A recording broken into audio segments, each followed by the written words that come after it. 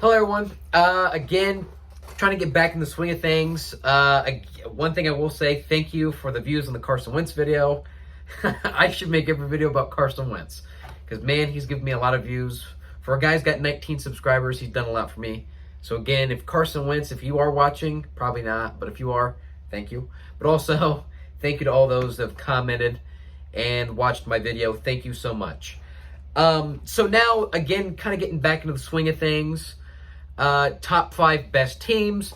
There is a first on this video, an honorable mention. So this is the team outside looking in, the number 6 spot outside looking in on the top 5. And that team is Tampa Bay. I debated, again, this most certainly can change. And, if you guys don't agree, make sure you comment down below. What do who's your top 5? Do you think the Bucs should be an honorable mention? But I say the Bucs an honorable mention because Richard Sherman got hurt. That secondary is not as good as everybody thought they would be this year. They've been a little off and inconsistent.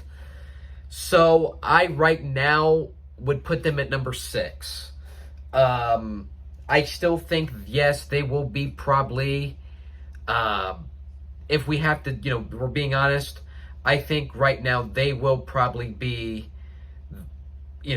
possibly in the NFC Championship at the end of the year. They have a good shot. Don't know. There's some good competition in the NFC, but that's why they're number 6, because of their secondary and some of the injuries they've sustained on defense, Richard Sherman being one of them. So now let's get into the meat and potatoes, ladies and gentlemen. Get to the number 5 spot, and that would be the Packers. I'm saying Green Bay because I just think they have a fine defense. Their defense is not too bad. And Aaron Rodgers is doing Aaron Rodgers type things. They haven't lost since week 1. And that's probably the main reason why they're at number 5 is because they haven't lost in a month and a little bit more. So that's why they're at number 5. They're on a wonderful win streak. And I think it continues. And that's why they're at number 5. Number 4, I am going to put the Ravens. I like Baltimore. One thing about Baltimore is they are a team that, when they're in rhythm and they're rolling, they're hard to stop. Lamar Jackson is a rhythm player. When he's on, he is on.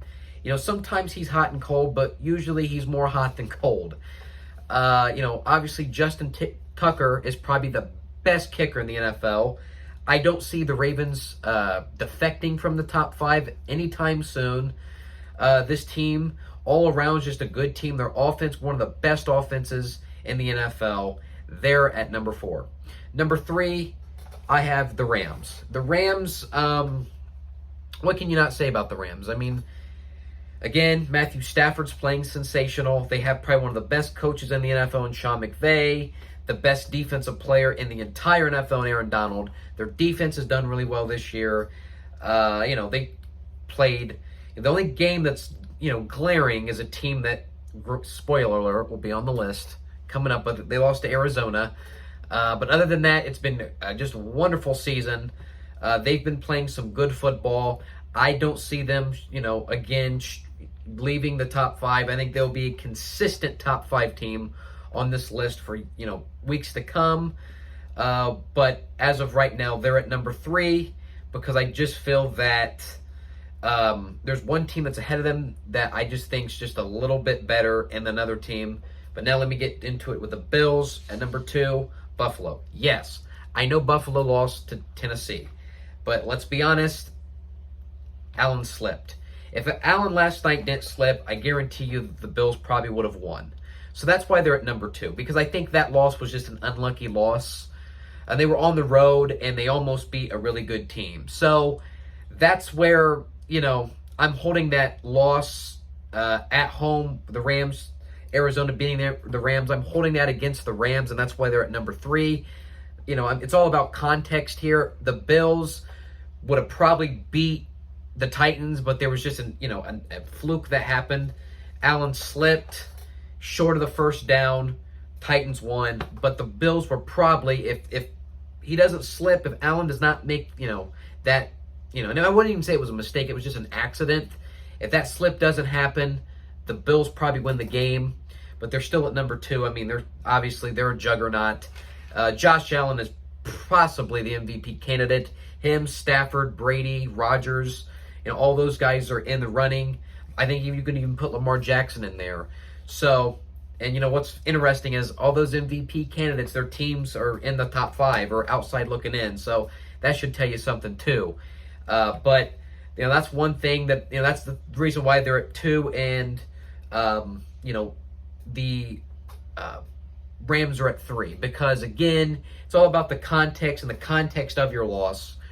And I would say the Rams had a really bad loss to a team, and they didn't, they lost, by, it wasn't a game. They got beat by a good margin. So that's why the Rams are at 3 and the Bills are at number 2. Number 1, the only undefeated team in the NFL, the Arizona Cardinals. I watched that Browns game, and besides a Hail Mary, they really had control of the game. They had the best control out of any other team. I mean, the Bills were at 1 before because they've been the most dominant. Previous my top 5, it was the Bills because they, at the time were the most dominant, but now that has now transitioned over to the Cardinals. They have been the most dominant team so far. They have everything that you need. Cliff Kingsbury had COVID. He was out. And that didn't stop him. And that's the number 1 reason. They seem like they've handled adversity really well. A lot of teams, when their coach is out, this happened to the Saints in week 2. Sean Payton wasn't out, but a lot of coaches were out. When certain coaches get COVID, they don't do as well because the communication's not as good. But the Cardinals knew how to, jump over that adversity, jump over that hurdle, and win the game and pretty much dominate the Browns. The Browns really did not, and what's more impressive, they were on the road. You look at 2 games in particular that really are glaring. Beating Cleveland on the road, but the most important one was going on the road to Los Angeles and beating the Rams. That, to me, is the number 1 indicator, the number 1 catalyst for the Cardinals to be number 1.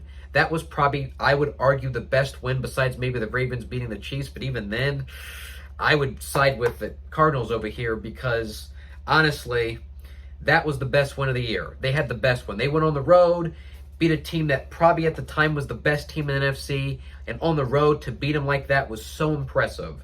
So that is why Arizona is number 1. They handled adversity really well, and they probably had the best win of the year so far going on the road and beating the Rams at the time, probably the best team in the NFC. So that's why they're number 1. Their offense is a juggernaut. That defense isn't too shabby either. So, again, make sure you guys comment. What do you guys think? Who's the top 5? Who's your honorable mention? Who did I miss? Make sure you guys comment down below. What do you guys think? Again, thank you so much, and I'll see you tomorrow.